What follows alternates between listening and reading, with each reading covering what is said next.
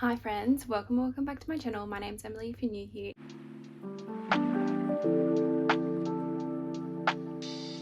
Today's video is going to be my May reading wrap up. So in the month of May, I read 9 books. I read 6 physical books, 2 ebooks and 1 audiobook. So the lowest rated book that I read in the month of May was a 4 stars. Everything else was 5 stars for me. I absolutely loved pretty much every single book that I read. Now, I really enjoyed the audiobook that I read this month. I don't normally read audiobooks, like listen to audiobooks. They're not sort of my sort of cup of tea. I get very frustrated with narrators, just like the way some accents to me, I just don't vibe with them. Listening to them, I'm like, I just cannot. But the one that I listened to was super enthralling. I was literally obsessed. I listened to it at work one day and I finished the whole entire audiobook in that work day, so I really enjoyed it. So I'm just going to go ahead and start with the first book that I read in the month of May. The book that I read in the month of May was All the Dangerous Things by Stacey Willingham. Now this was a carry-on from April, but I read majority of it in the month of May. I really enjoyed this. I rated this book a 5 out of 5 stars. This follows our main character, Isabel Drake. Her son Mason disappears in the middle of the night 1 year before this timeline is current. So we have a past and present timeline.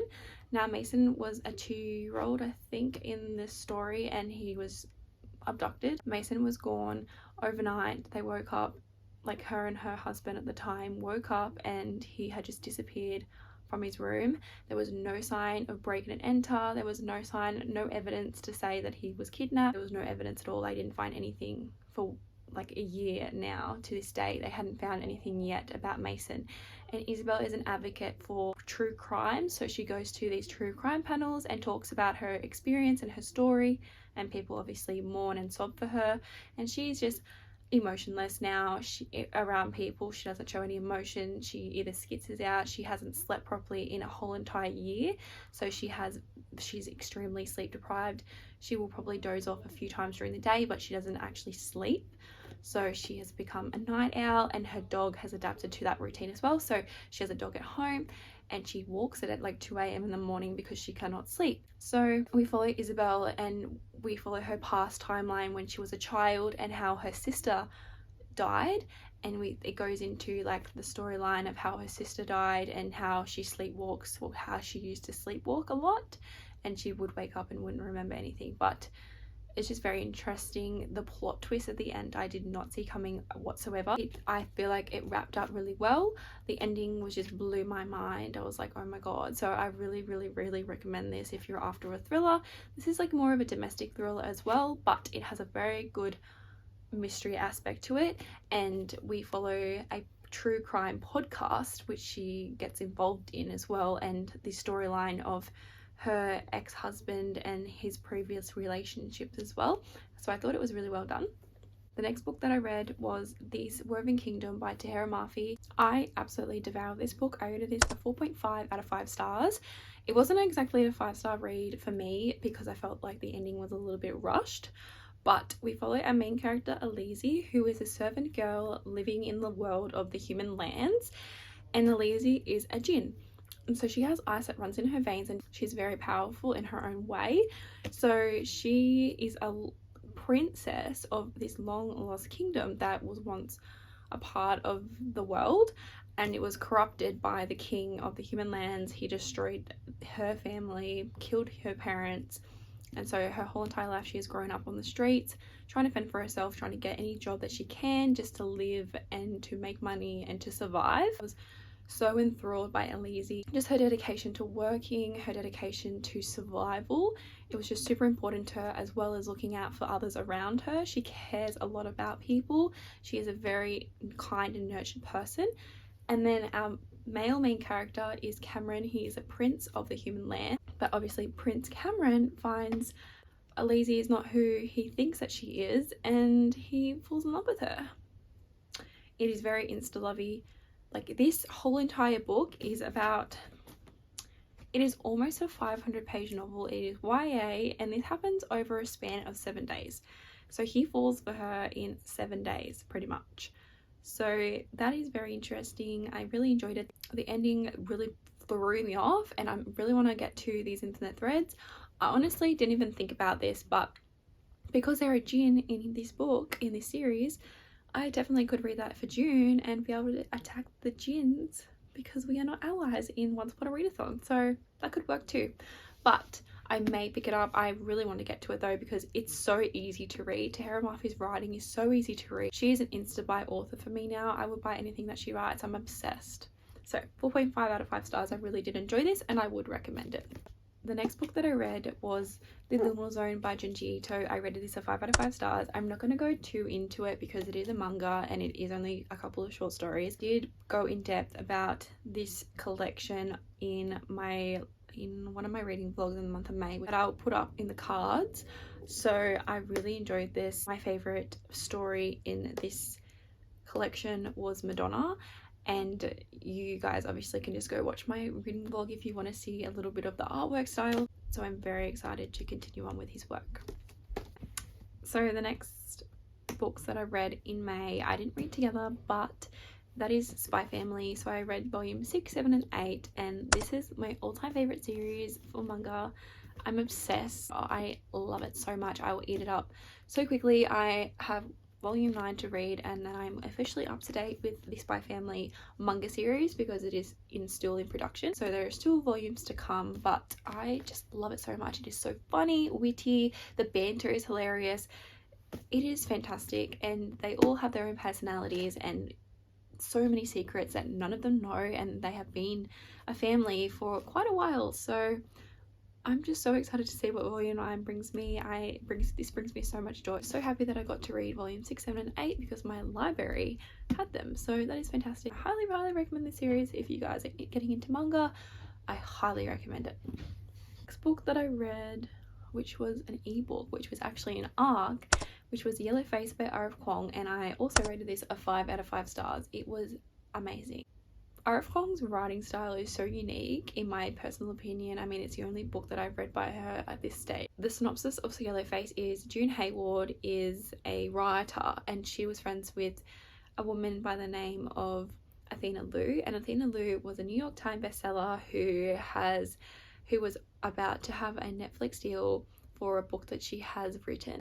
June and Athena went to college together, and June was a writer and she did publish a novel, but it was not successful, and she did a couple of tours, but they weren't like anything like Athena Liu, and she was so jealous of Athena Liu. She has been jealous of her ever since college, and literally was like, I think she believed that she deserved what Athena Liu was getting. So one night they were celebrating her Netflix deal, and Athena and June were drinking, and then they decided to make Padam pancakes, and Athena choked on a pancake and died. And she was currently in the middle of writing a manuscript for a book that was coming out, which was called The Last Front, and this was about Chinese people in World War I, and she stole the manuscript from Athena because nobody had ever read anything that Athena wrote. So she wasn't even finished with her first draft of this novel, and she was writing it on a typewriter. So she stole everything before the police came and rewrote the story into her own words and published the book as her own. So then we followed June becoming successful, becoming what Athena Liu was, and taking over the New York Times and dealing with racism and believing that she was Chinese American when she wasn't. So she changed her author name to Juniper Song to make herself sound more Chinese American, which is just unbelievable to me. So anyways, I won't go too much into it, but it was fantastic. I highly recommend it. It is officially out now, so 5 out of 5 stars. It was amazing. This book that I read was Gothicana by Renex. I rated this a 4 out of 5 stars. I really liked this. This was a dark academia, dark romance. So we follow our main character Corvina, and she has been sent a scholarship to the Verrimore University. So she goes to attend the university because her mother is sick with schizophrenia, so she's been on her own for the last 3 years. So she thought this would be a great opportunity to start her studies and to really get where she wants to get, writing. So she goes to this school and she starts to slowly find out that there are secrets that are buried in the school that she wants to uncover, because she has this sense and ability. She can read tarot. She started seeing and hearing voices, and seeing like figures, and started seeing shadows and hearing voices in her head when she was at the school. So she was not feeling herself. So she meets one of the professors there, and his name is Vad. He's the male main character, the love interest, and student-teacher relationships at the university are strictly forbidden. So then we just follow their relationship and the mysteries and uncover the mysteries that happened at Verymore, unexpected suicides and suspicious murders that happened at the school. And it was just super good. Like, I really enjoyed the mystery aspect of it, and also I really enjoyed Corvina and Vad's relationship. But at some points, the reason why I bumped it down a star was just because of the dialogue. It was a little bit cringy for me anyways, but I really did enjoy this. So I teleported to my car, and I sincerely apologize, but last night when I was filming the last bit of my May wrap-up, my phone died. I was talking about Freda McFadden's novel Never Lie, and I was explaining what the synopsis was of the story. So Never Lie has a past and a present timeline. The past timeline follows Dr. Hale, who was a woman who went missing in 3 years before the current timeline. So the current timeline follows this woman by the name of Trisha, and Trisha and her husband are newly married. They've been married for 6 months, and they go to look at the house that Dr. Hale used to own, and it's currently snowing where they live. And so they go to Dr. Hale's previous home, which is very secluded. There's no neighbors, like you get no cell reception out that way, and they get snowed in for 3 days. Dr. Hale was a psychiatrist, and she would do her sessions at her home. And when Trisha and her husband arrive at the home, she freaks out because they get snowed in, and she just starts feeling really uneasy and eerie that they're in a missing person's home, a woman who was murdered. And they were just like, and her husband didn't really care, was like careless to the whole thing, just was like whatever. And Trisha was very on edge. So we find out that Trisha is pregnant in the very beginning of this book, and she doesn't know how to tell her husband, and she thinks that her husband is going to get mad at her because they wanted to have kids but not for another like 3 or 4 years or so.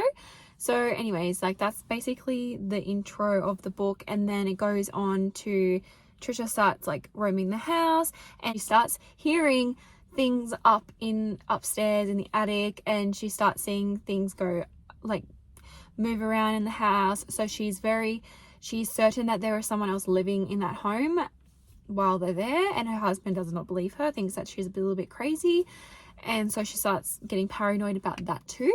And then she finds this mysterious room that Dr. Hale used to keep all of her interviews from all her patients. So she starts going through all of these tapes, like they're all being tape recorded, and they're all these little cassette tapes that are in this hidden room.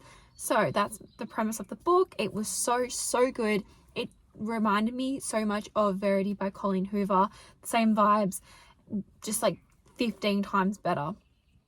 It was so good. I highly recommend it. Super fast paced. The narrator was fantastic. I get very pissed off easily at narrators, and if I don't like their accents or the tone and like the pace of the book, I will not listen to it via audiobook. I've only like listened to 3 audiobooks, and I've started getting into my audiobooks because I recently downloaded Libby, and it is game changing. There are so many good books to listen to via audio that is on my Libby at my library, so I'm just stoked about that.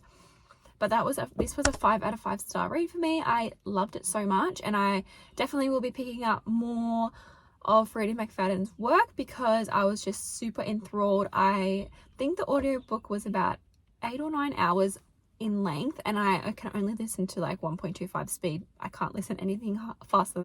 It goes in one ear and out the other.